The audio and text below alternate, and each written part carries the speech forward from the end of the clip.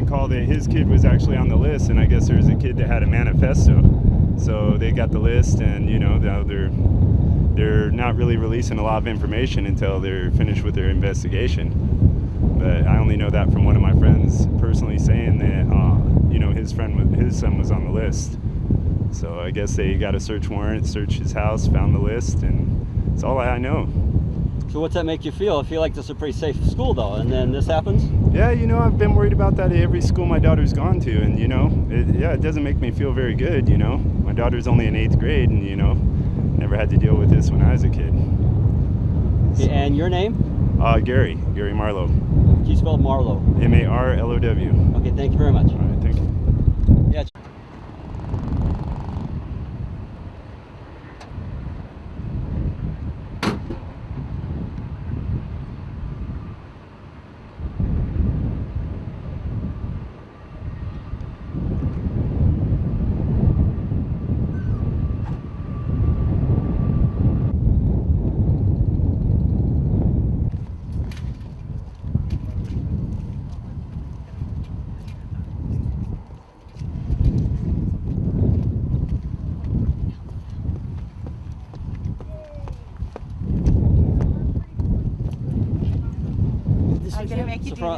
What's your name? Name we're here first. Gina. Gina, and name? Laura. Okay. Where are we first of all? We're at Encore High School. Yeah, junior high school. Okay, and what did they just tell you inside? Basically, it's a little distressing. I can't really go into detail much, but it's very nerve-wracking. Let me put it that way. It's about a situation that happened, and I didn't know anything about it, and now we do. I don't know, it's kind of a scary situation. I don't think any parent would want to go through this, and I need to make some decisions on what I need to do with my students pertaining to this particular incident that's being investigated. Did it all just happen, or has it been going on for a while? I don't know. Okay. We just found out about it today, so. Okay, so you're kind of scared, the emotions just bubbling all over? Yeah. My stomach is in knots right now, truthfully. I need to pray about it. I need to know what to do, and they say they have it handled, and I have to put my faith and trust into that situation with the San Bernardino Sheriff's Department. So, yeah. How about yourself? Well, I was here earlier today and got to see police presence on my daughter's school campus, and started asking questions, and was later on called and told to show up here tonight for a meeting where they informed us what was going on. And yeah, it's a scary situation. I have one child, and it took me forever to have her, so I don't want to lose her at a school thing. I have with all the things that are going on. My daughter and my granddaughter both go here, and I don't want to come to school to find out something horrific has happened, especially to a school that I have put my full faith into. You don't think it's going to happen in the high desert? Yeah, we're such a little community. I never thought anything like this would ever happen here. Okay. Can you share your last names? You don't have to, but can you share your last name? No. Nope. No. Okay, thank you for talking. Thank you. Thank you. No comment. No comment. Interested in telling me what's going on?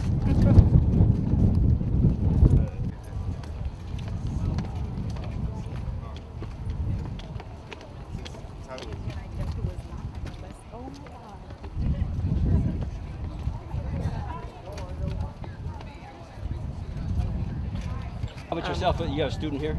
Yes, I do. And whatever they did tell you, what did that make you feel? A little emotional. I have a daughter here, and it makes me a little worried, but the biggest thing is, as a parent, when you go home to your kid, what do you tell them?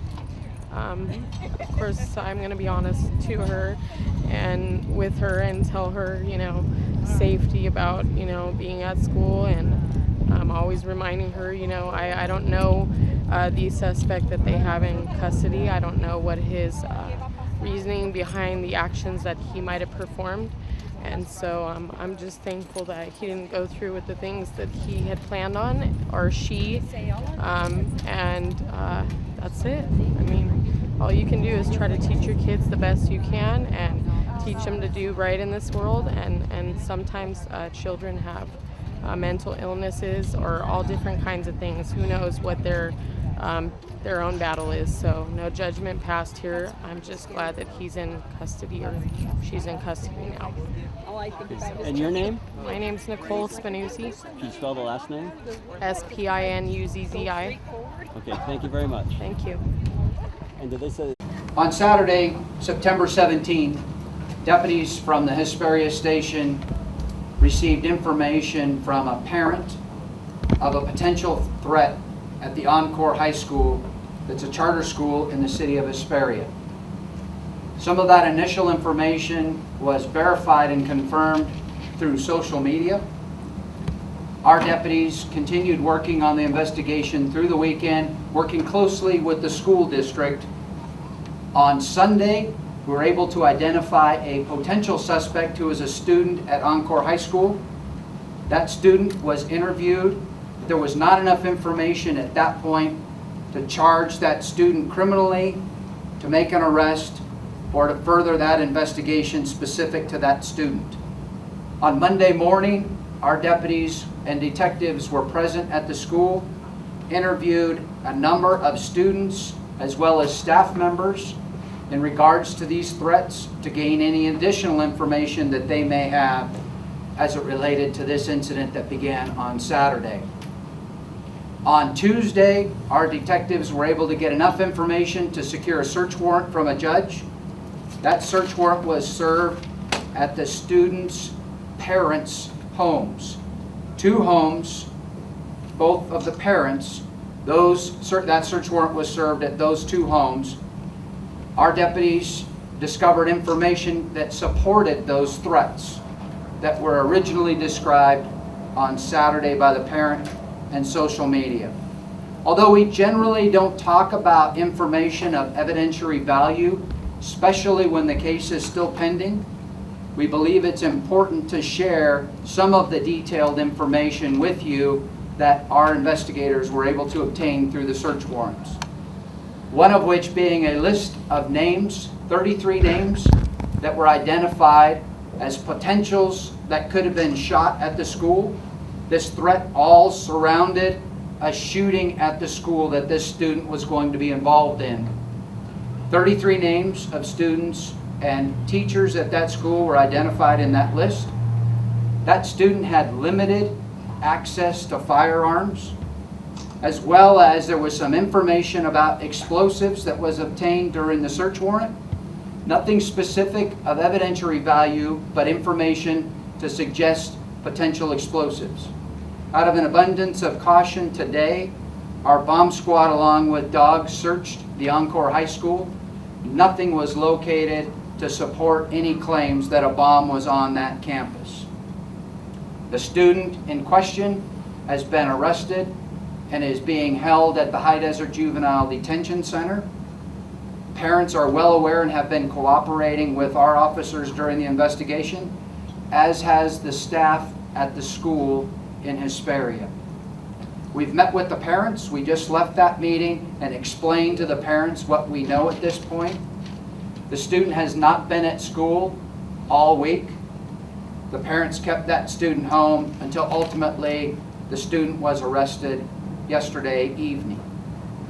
I've been in conversations with our district attorney, Mike Ramos, about this case, and the criminal case has been forwarded to the Victorville Juvenile Division for review and possible prosecution. Ready for any questions? The motive to this attack, or potential attack, is still part of the investigation, and we don't want to discuss at this point until the case has been reviewed and a determination's been made by the DA's office why we believe this was moving in the direction that it was. Do you feel? There were some threats identified on the social media posts that are all part of the investigation. So I don't want to get into specific detail of what was said on social media, but that was part of the information we used to confirm the initial report from the parent that called. And I think that's what's important in this particular case. There is some information that somebody at the school knew about some social media posts on Thursday and asked why nothing was done on Thursday.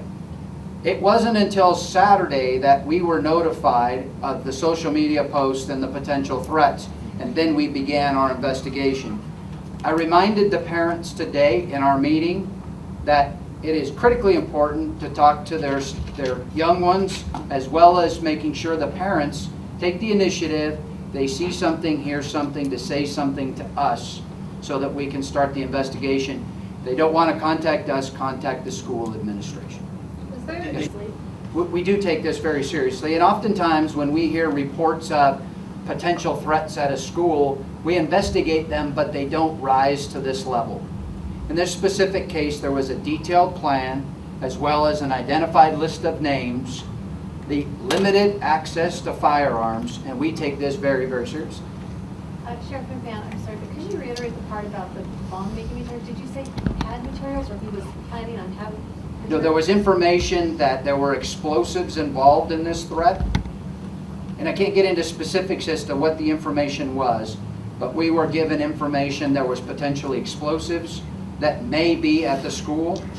So when we learned that information, we searched the school today with a dog as well as our bomb techs, and there was nothing found. What time is that? The people on the list, have they been notified? Did you guys, teachers and students, did you make them aware of what was going on? Yes, all 33 have been interviewed and were told that they were on that list and identified. Yes, they're all aware. So I'm confused because you said they weren't really terrorist threats, but he's booked for terrorist threats? Charged. Yeah, and terrorist threats in the penal code is defined as threats made against somebody that are credible. Doesn't necessarily have to be connected to terrorism specifically. And I know in today's times we look at terrorism as something different, but these threats are specific and credible, and that's what he was charged with. And then attempted murder? Is that right here that? Hooked on attempted murder as well, Chairman? Just based on the information and everything we had, yes. Okay. Terrorist threats. Right. Sheriff, do you feel confident that you and your investigators stopped a school massacre? There certainly was the potential in this case for harm, and he had the intent and capability, based on what we know today, to carry out an attack at that school. Had it have not been for that parent reporting that information to us on Saturday, the investigation wouldn't have begun, and it's no telling at this point how or if he would have been able to pull off an attack at that school. But that plot is very detailed, and he was very well set on doing something at the Encore High School. Sheriff, talking about Yes, ma'am. I don't know if you can answer this question, but since you guys knew, why wasn't school canceled on Monday and Tuesday and today? Knowing that they had after-school programs, the gate was open after school, anybody could have walked in and did anything to the kids that were there doing after-school programs. That's a big concern. My daughter goes to school there, and to know that they weren't in safety after school to go to the programs, but nobody didn't shut down the schools or nothing to make sure that nothing could have happened and the kids could have been safe until you guys arrested them. Got it. And I understand your concern. There was nothing on Sunday or Monday to give us enough information to arrest or charge this specific juvenile at that point. The parents, as I indicated, were very cooperative. They kept that child out of school Monday and Tuesday. I can leave it at that. I don't want to get into too much detail, but we were very well aware of the location of this student that we were ultimately arrested. We were very well aware of that student the entire time, and we were at the residence on Tuesday serving the search warrants. Will they release the Rubén Pérez, portavoz del condado de San Bernardino del departamento de Agua City. Háblame sobre el incidente, qué es lo que sabemos, cuándo comenzó todo esto. Sí, el jueves en la tarde, una escuela aquí en el Alto Desierto en Hesperia recibió información de un estudiante juvenil que había puesto unos detalles sobre un ataque en la escuela. dice el jefe de la policía que era muy detallado, tenía muchos detalles sobre lo que iba a hacer. Háblame de los detalles. Sí, el sábado es cuando empezó la investigación en el Departamento de Policía de Hesperia. Los investigadores empezaron a investigar esos detalles. Encontraron que había un estudiante que sí había hecho amenazas a los estudiantes y también a los maestros en la escuela. Con esos fueron a dos casas donde vive el juvenil y encontraron más información. ¿Qué es lo que localizaron dentro de las casas? ¿Qué es lo que decomisaron? No podemos dar muchos detalles porque todavía es una investigación que se va a seguir con la fiscal judicial. Pero tenían información y también tenían detalles sobre que el niño tuvo acceso a pistolas en la casa. ¿Dónde se registraron estas órdenes de cateo? ¿En cuántas partes? ¿En dónde? Dos casas en el Alto Desierto, pero sabemos que son casas de dos padres. Háblame sobre la problemática esta. Digo, ¿cuántas personas estaban en la lista? ¿Eran estudiantes, maestros? ¿Cómo fue todo eso?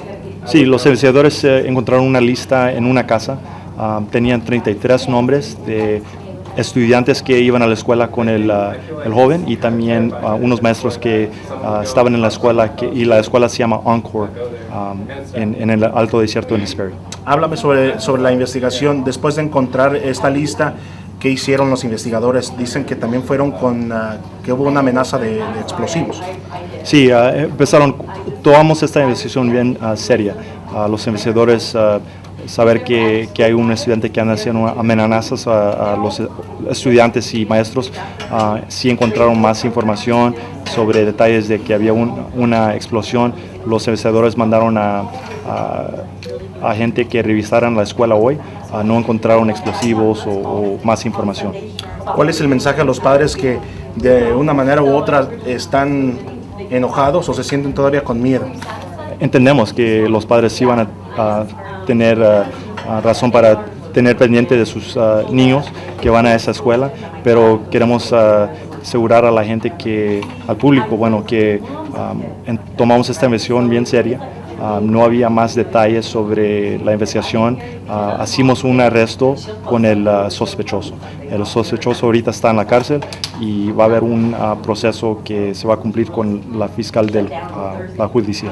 Y por último, Rubén, ¿este estudiante actuó solo o tenía más cómplices? ¿Cuándo iba a hacer todo esto?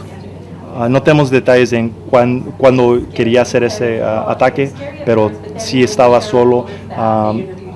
Los padres del sospechoso han cooperado con los agentes con toda la investigación. Cuando esto pasa por la mesa de ustedes y se dan cuenta de que va a haber un ataque de esta magnitud, ¿qué cruza por la mente de ustedes? Bueno, pues uno también tiene pendiente de los niños que van a esa escuela, por eso tomamos esta investigación seria.